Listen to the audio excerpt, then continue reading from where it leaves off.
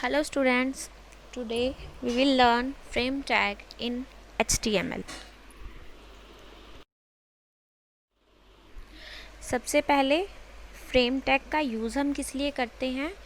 Frame tag का use करते हैं जब भी हमें अपने वेब ब्राउज़र की जो विंडो होती है उसको अलग अलग सेक्शंस में डिवाइड करना होगा, अलग अलग फ्रेम्स में डिवाइड करना होगा, तो then we use this frame tag.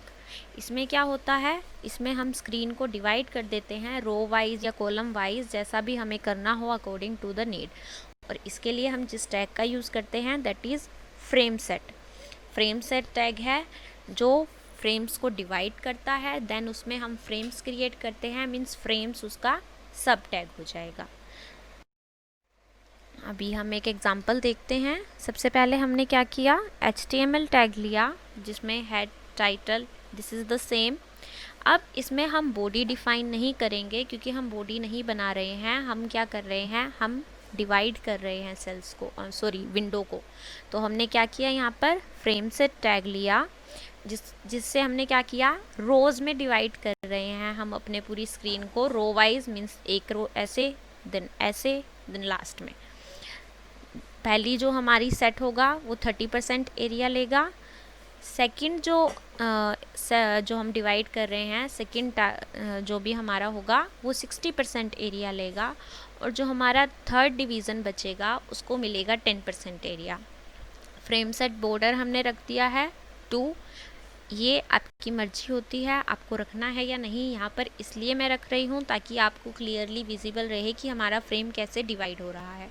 अब मैंने इसको 3 पार्ट्स में डिवाइड किया है, तो मैंने यहाँ पर क्या क्रिएट कर दिए, 3 फ्रेम्स. पहले मैंने क्या किया था, विंडो को 3 पार्ट्स में डिवाइड किया है. अब मैंने उसके लिए फ्रेम्स क्रिएट कर दिए, तो मीन्स ये 3 अलग अलग फ्रेम बन चुके हैं.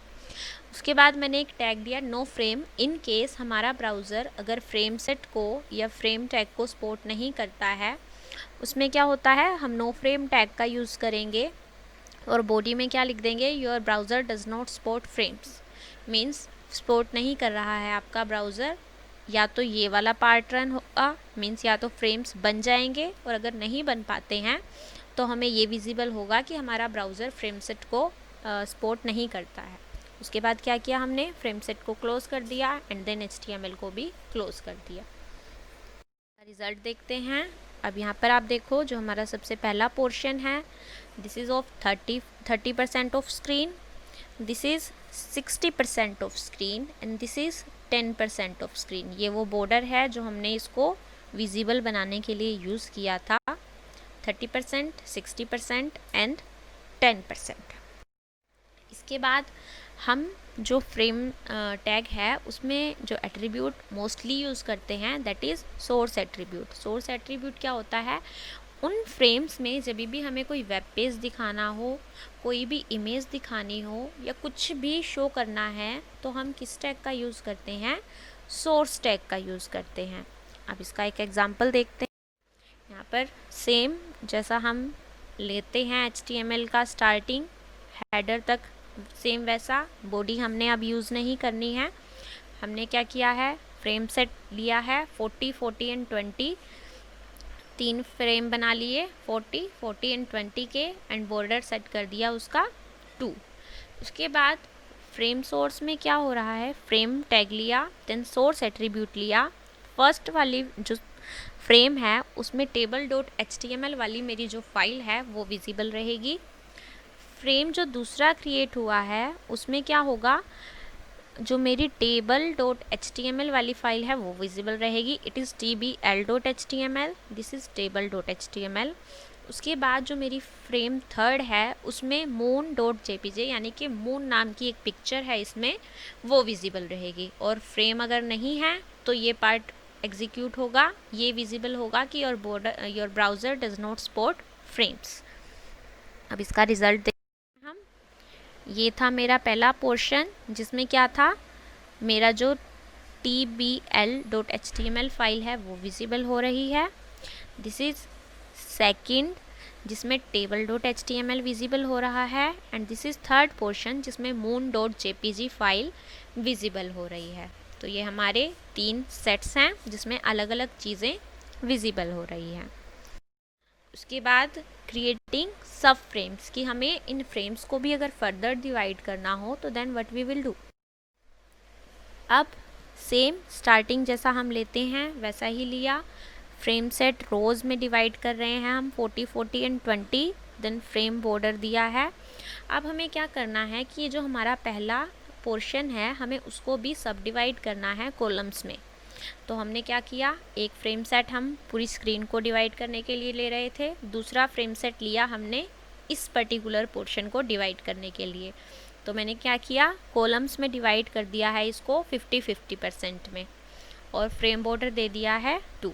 अगर मैंने 2 पोर्शंस में डिवाइड किया है तो मुझे यहाँ पर 2 फ्रेम लेने पड़ेंगे। मैंने 2 फ्रेम लिए एंड देन फ्रेम सेट को क्लोज कर दिया। अभी हमारा काम ख़त्म हुआ सिर्फ इसका। अब मुझे इसको भी 2 पार्ट्स में डिवाइड करना है। फिर मैंने फ्रेम सेट लिया, कॉलम्स में डिवाइड किया 70 and 30 and again frame border frame set border दे दिया 2। अब क्योंकि मैंने इसको भी 2 पार्ट्स में डिवाइड किया है तो मैं इसमें भी फ्रेम 2 सब टैग्स लूँगी, फ्रेम जो इस फ्रेम को एक्चुअल में क्रिएट करेंगे, और उसके बाद फ्रेम सेट मैंने क्लोज कर दिया। अब हमारा इसका भी काम ख़त्म हो गया। अब ये जो हमारा लास्ट था इसको मुझे डिवाइड नहीं करना है, मुझे इसको एज इट इज़ रखना है। तो मैंने यहाँ पर सिंपल ले लिया फ्रेम, उसके बाद जो हमारा ये वाला फ्रेम था उसको क्लोज कर दिया, देन HTML। अब इसका रिज़ल्ट देख, ये था हमारा पहला पोर्शन जिसको हमने रो में डिवाइड किया था, देन उसको सब डिवाइड किया कॉलम्स में 50 एंड 50। उसके बाद ये हमारा दूसरा पोर्शन था 40% का जिसको हमने कॉलम्स में सब डिवाइड किया था 70 एंड 30। और ये हमारा है थर्ड पोर्शन जिसको हमने सब डिवाइड नहीं किया है, वो एज इट इज़ यहाँ पर शो हो रहा है। इसके बाद आप क्या कर सकते हैं, आप हर जितने भी पोर्शंस डिवाइड किए हैं उसमें सोर्स एट्रीब्यूट का यूज़ करके जो भी शो करना चाहते हैं उस पर्टिकुलर पोर्शन में वो शो कर सकते हैं। इसके बाद हम कुछ और एट्रीब्यूट्स पढ़ते हैं फ्रेम टैग के। फ्रेम सेट बॉर्डर जो हमने अभी प्रोग्राम्स में भी यूज़ किया, जो क्या डिफ़ाइन करेगा कि जो भी विड्थ है हमारे फ्रेम बॉर्डर की, जो भी फ्रेम्स क्रिएट किए हैं उसमें हमें बॉर्डर कितना विजिबल रखना है वो हम डिफ़ाइन करते हैं फ्रेम सेट बॉर्डर से। उसके बाद आती है हमारी फ्रेम स्पेसिंग। इसका यूज़ किस लिए करते हैं कि फ्रेम्स में कितना स्पेस होना चाहिए वो हम इससे डिफ़ाइन कर सकते हैं। Scroll bar, to control the appearance of scroll bar visible रहेगी या नहीं, अगर ये हम खुद से डिफ़ाइन करना चाहते हैं तो then we use this attribute. इसकी वैल्यू हम 3 ही दे सकते हैं, येस, नो एंड ऑटो। अगर हम येस कर देते हैं तो वो आएगी ही आएगी, नो मीन्स वो नहीं आएगी, ऑटो मीन्स वो देखेगी कि जो भी सोर्स फाइल हमने उसके साथ अटैच की है उसमें नीड है स्क्रॉल बार की या फिर नहीं है, तो उसके अकॉर्डिंग वो सेट हो जाएगी। उसके बाद आता है हमारा नेम एट्रीब्यूट। जब भी हमें फ्रेम्स को नेम देना होता है, जो भी नेम हम देंगे वो विजिबल नहीं रहेगा, but still if we want to give names कि this is top, this is middle, this is bottom, तो जस्ट एक नेमिंग कन्वेक्शन के लिए हम इस नेम एट्रीब्यूट का यूज़ करते हैं। कॉल्स, वर्टिकल फ्रेम्स हमें बनाने होंगे तो then we use cols, and this rows जब भी हॉरिजॉन्टल फ्रेम हमें बनाने होंगे तो then we use this attribute. उसके बाद है मार्जिन विड्थ का यूज़ हम किस लिए करते हैं कि जो हमने फ्रेम्स बनाए हैं उन फ्रेम्स और उसके बीच का जो कंटेंट होगा उसके बीच में कितना मार्जिन रहना चाहिए। लाइक ये हमारा फ्रेम है, इस फ्रेम में और ये जो कंटेंट है इसका जो मार्जिन स्पेस है वो कितना रहेगा, वो मार्जिन विड्थ में हम डिफ़ाइन करते हैं। देन आता है हमारा मार्जिन हाइट, कि जो भी हमारा फ्रेम है टॉप से एंड बॉटम से कितना कितना मार्जिन लेना है कंटेंट और फ्रेम के बीच में, वो हम डिफ़ाइन करते हैं मार्जिन हाइट में। I think this frame tag is now clear to you. If you have any doubt, you can ask me. Thank you.